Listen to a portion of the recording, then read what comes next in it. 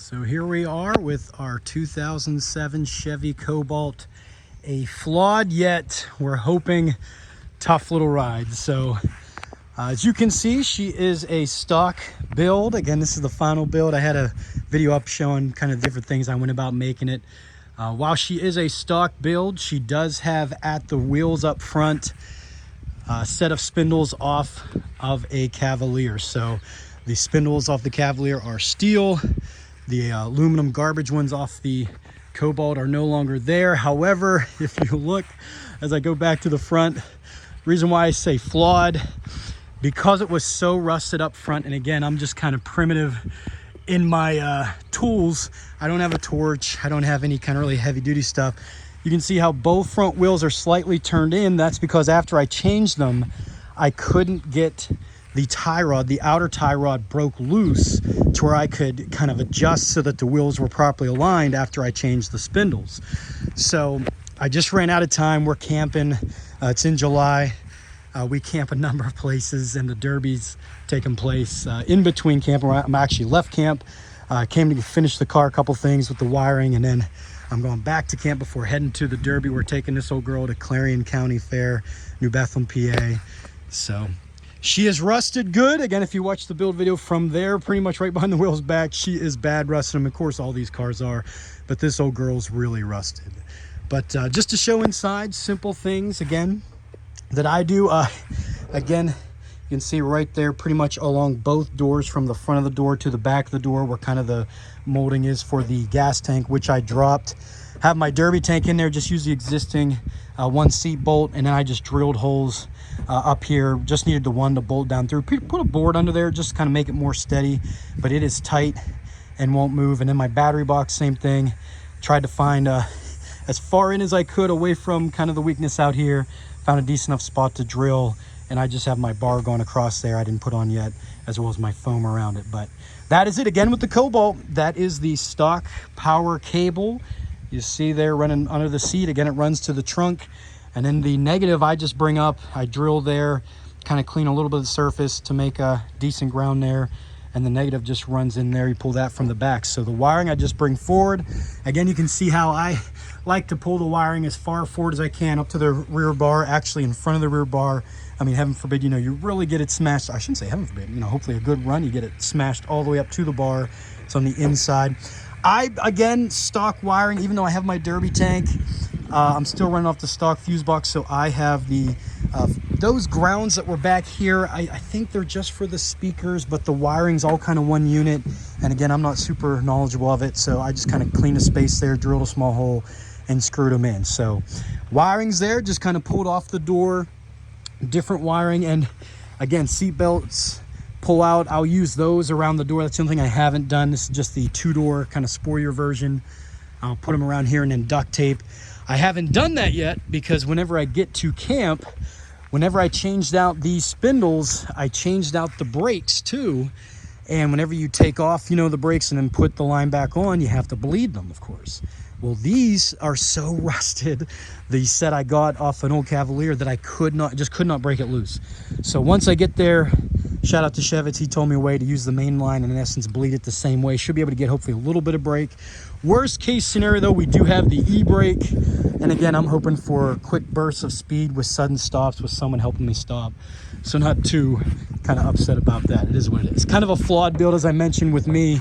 First time I've changed everything from the spindles to the strut. The struts are off a Cavi as well because it's a slightly different setup there.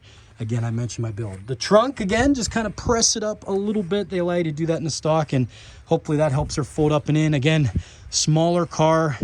I'll use the seat belts once I get there and go through inspection once I clamp it down, use just the headlights there, space to pull that tight, and spare tires in the back. But again, my simple chain for the safety thing. You'll see there as I'll pull up under the hood here, the fuel line is run straight from my derby tank directly to the main fuel line. So here is that main guide. Just tighten it down, high pressure clamp right to the main fuel line.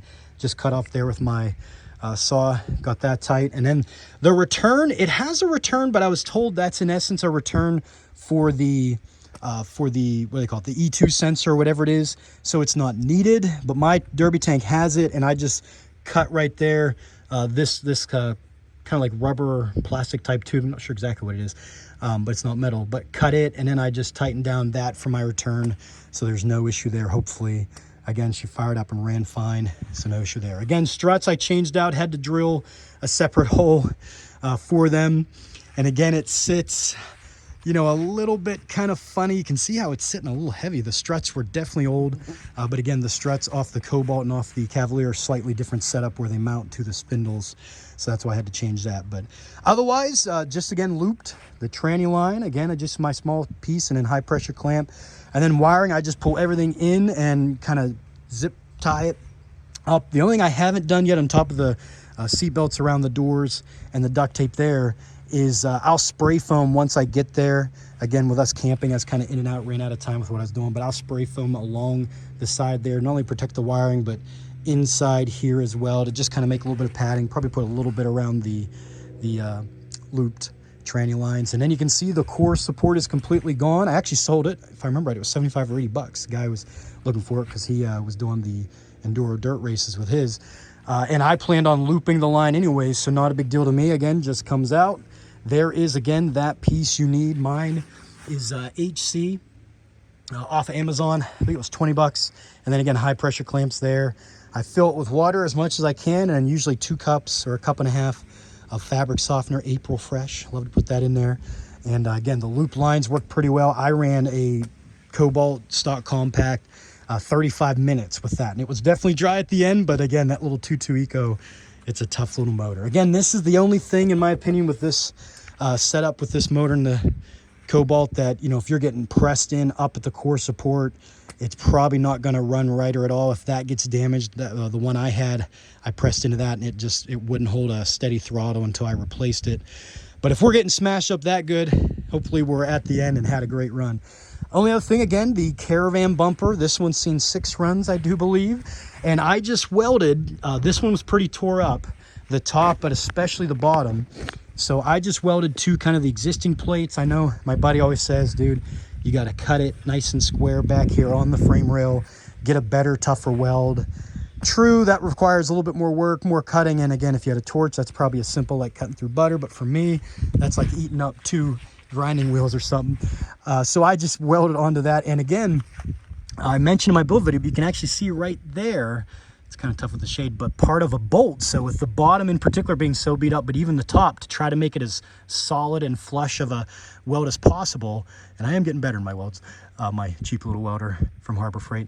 But putting a bolt in there, shout out to No Moreau, he told me about it. Put a bolt in there to kind of fill a little bit of that space. And then even though it's not a clean, you know, bolt, obviously, I mean, I guess you could grind them down, but it allows you to kind of more easily fill in that space to get a better weld. So I did that in particular on the bottom. Didn't do all the way across the bottom because the bumper was so tore up, but the top feel like got a real good weld. And again, the plan is to allow the back end to hopefully take the chaos early and then go nose forward when you get a shot at somebody's wheel, or whenever your back end's had enough and you're hopefully having a good time down toward the end. Also want to mention, not only do I spray foam around here, but I'll spray foam underneath the fuel lines there, as well as a little bit above it with the hood closed, just to have a little bit of like almost like a cushioning around that, just in case for some reason the somehow the hood was kind of pressed down in, there'd be that before it got to the fuel line. Derby sign up top, and then we threw the demolition nudes. I had one more of the stickers I had left, threw it on the door there. Again, no paint job for this one, just threw the batch symbol. I have my simple stencil I traced with a dry erase, and then that's, or dry erase marker, and then that's real old reddish paint, but it's more of a pinkish look now. But I just didn't want to leave it completely bare. So that's her. Again, kind of a flawed build, in particular with my, ran out of time, kept breaking the inner tie rods loose. In, you know, not hindsight, but if I had more time, I would have just taken the whole tie rod off from the inner, taken it to a vice grip, whether it was my father-in-law's or somebody's, and found a way to break loose that outer tie rod so I could shorten down, put the inner tie rod back in, and then be able to finish adjusting it there. But I just ran out of time. So hoping for a fun, good run. Never really know with these stock rusted up cars until they get in the pit. But Clarion County Fair, it's July 2025. Hoping to have some fun. It's always a tough derby, a number of good drivers and tough tough cars show up, we'll do the windshield stock with Derby Dog, but hoping for some fun.